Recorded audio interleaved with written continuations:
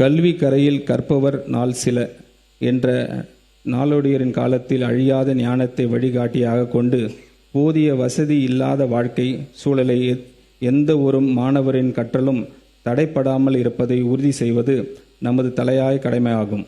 மாநிலம் முழுவதும் மாணவர் தங்கும் வசதிகளை மேம்படுத்தும் நோக்கில் 10 கோடி ரூபாய் ஆரம்ப மூலதனத்துடன் தமிழ்நாடு மாணவர் தங்கும் விடுதி மற்றும் இன்ஃப்ராஸ்ட்ரக்சர் கார்ப்பரேஷன் என்ற நிறுவனம் ஸ்பெஷல் பர்பஸ் வெஹிக்கிள் ஒன்றை நமது அரசு அமைக்கும். TN சுடர் மாணவர் குடியிருப்புகளின் மாநில அளவிலான மேம்பாட்டு வளர்ச்சி மற்றும் முன்னேற்றம் என்ற முதன்மை திட்டத்தின் கீழ் முக்கிய கல்வி மையங்களில் 1 லட்ச நவீன படுக்கை வசதிகளுடன் கூடிய ஒருங்கிணைந்த மாணவர் விடுதிகள் கட்டப்படும்.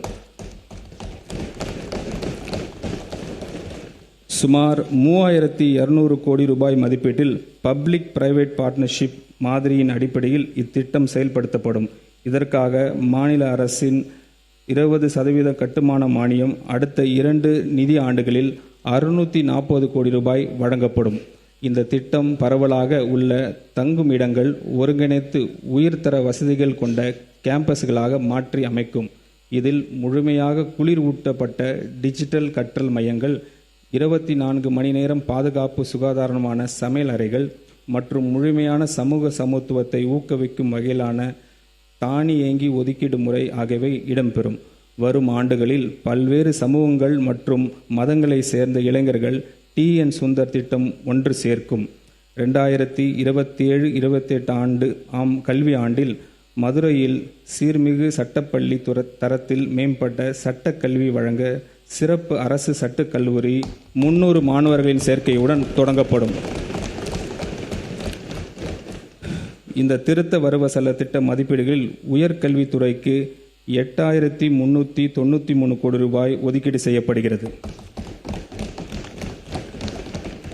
தொழிலாளர் நலன் மற்றும் திறன் மேம்பாடு, பெட்ரோலியம் பொருட்களின் மீதான தேவைகளை குறைப்பதற்கும் சுற்றுச்சூழல் மாசுபடுவதை தடுக்கவும் ஒரு நடவடிக்கையாகவும் வாகன மெக்கானிக்ஸ் மற்றும் வெஹிக்கிள் மெயின்டெனன்ஸ் பணிகளில் ஈடுபட்டுள்ள நபர்கள் மின்சார வாகனங்களையும் பழுதுபார்ப்பதற்கு வகையில் மின்சார வாகனங்கள் மற்றும் மெயின்டெனன்ஸ் ஆஃப் பேட்டரிஸ் குறித்து பயிற்சி வழங்கப்படும்.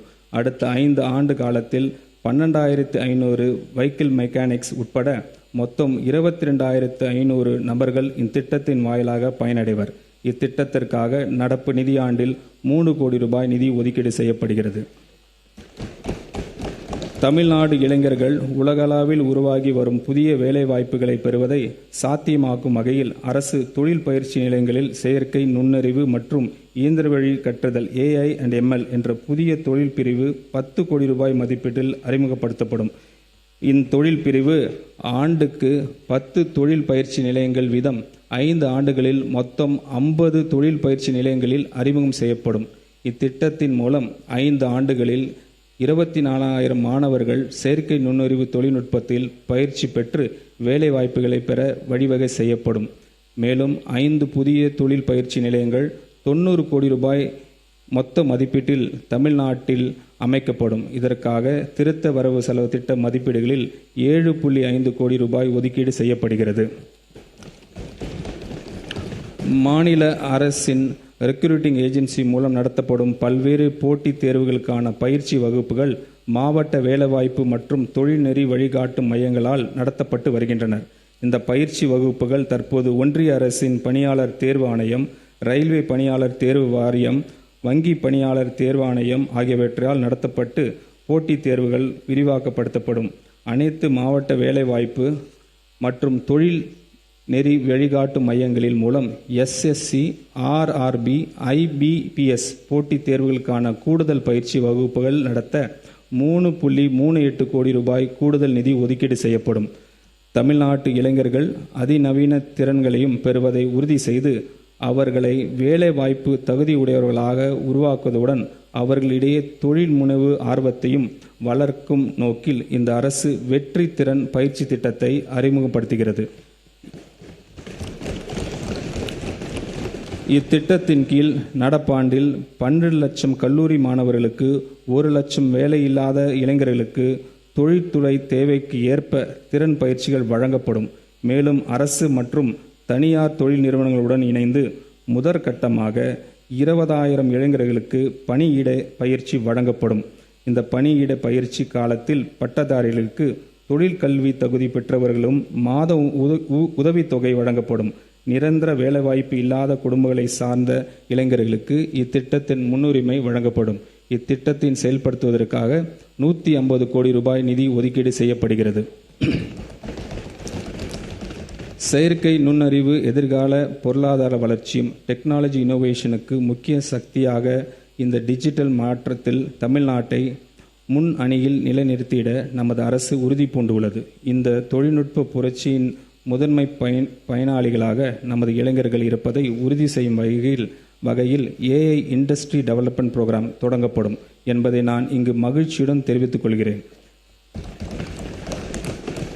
இத்திட்டத்தின் கீழ் உயர்கல்வியின் பல்வேறு நிலைகளுக்கு ஏற்ப தனித்துவமான செயற்கை நுண்ணறிவு பாடத்திட்டங்களை வடிவமைக்க கல்வியாளர்கள் மற்றும் தொழில்துறை முன்னோடிகள் கொண்ட நிபுணர் குழு ஒன்று அமைக்கப்படும்.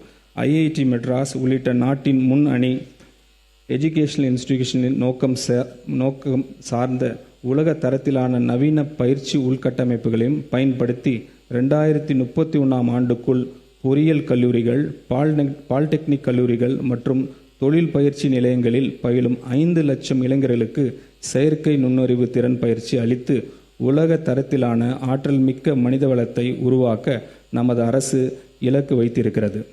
ஏஐ, ரோபோட்டிக்ஸ் மற்றும் பிற வளர்ந்து வரும் தொழில்நுட்பங்கள் உலக மாற்றி அமைத்து வரும் சூழலில் இந்த தொலைநோக்க பார்வையை செயல்படுத்தும் விதமாக செயற்கை ஏஐ ரோபோட்டிக்ஸ் வெப் டூல்ஸ் குறித்து அறிவுக்கான தமிழ்நாட்டு பள்ளி திட்டம் தமிழ்நாடு ஸ்பார்க் எக்ஸ்டெண்டட் செய்யப்பட்டுள்ளது.